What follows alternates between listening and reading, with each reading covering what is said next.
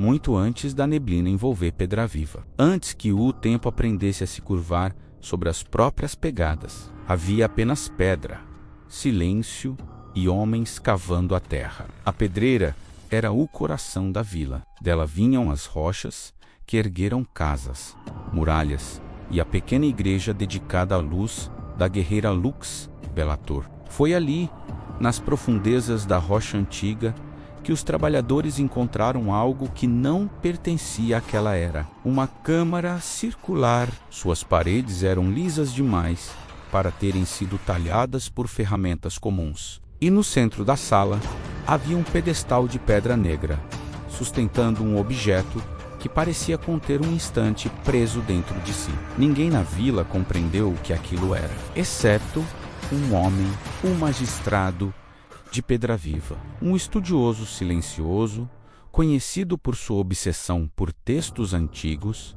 e histórias esquecidas. Ele reconheceu nos símbolos da câmara algo perigoso, um artefato criado por uma civilização muito anterior à vila.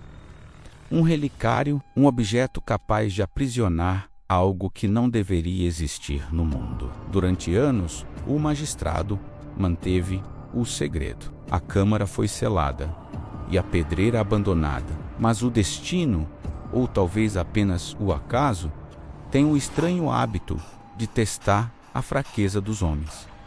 E então veio a doença. A filha do magistrado começou a definhar. Nenhum curandeiro foi capaz de ajudá-la. Nenhuma oração trouxe alívio. Desesperado, o magistrado retornou à câmara esquecida. Ele acreditava que o relicário não apenas continha algo, mas também dominava o próprio instante do tempo. Se um momento pudesse ser preservado, então talvez a morte pudesse ser impedida. Talvez um único instante pudesse ser repetido para sempre. Naquela noite ele realizou um ritual que não compreendia completamente. E o relicário respondeu, mas não da forma que ele esperava. Algo dentro do artefato despertou.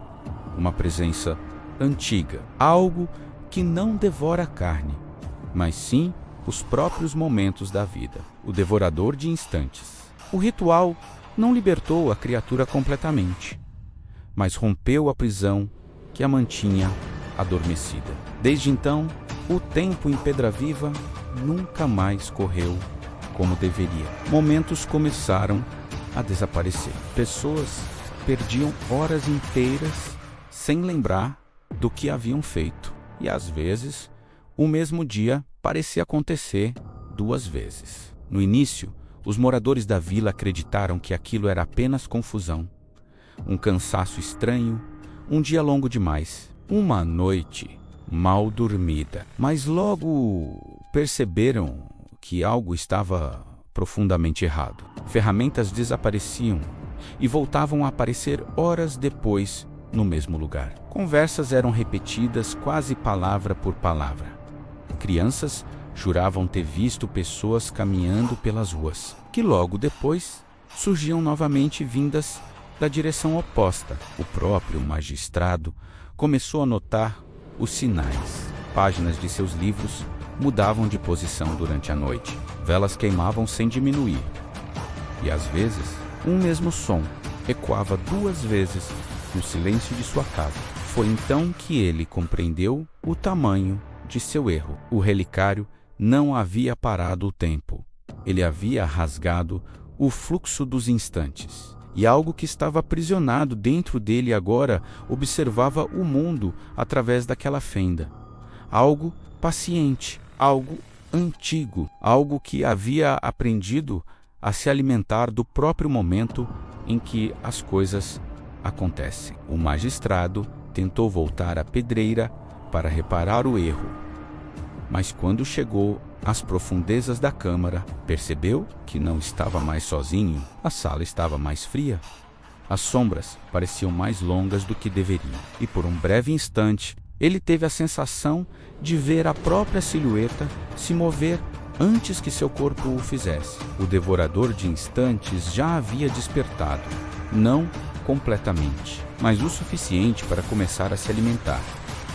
O magistrado selou a câmara novamente, na esperança de conter aquilo que havia libertado. Porém, o dano já estava feito. Aos poucos, Pedra Viva começou a mudar. A neblina apareceu primeiro nas trilhas das montanhas, depois nos campos e, por fim, cercou toda a vila como um muro silencioso. Alguns viajantes que entravam na região simplesmente desapareciam. Outros voltavam jurando ter perdido dias inteiros sem lembrar do que haviam feito.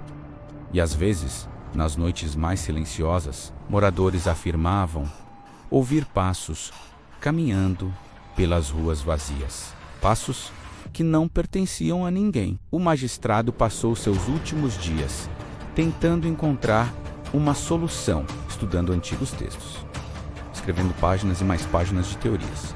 Mas o tempo, ironicamente, já não estava mais do lado dele, quando finalmente compreendeu a verdadeira natureza da criatura que havia despertado. Já era tarde demais. A neblina havia fechado completamente os caminhos de Pedra Viva.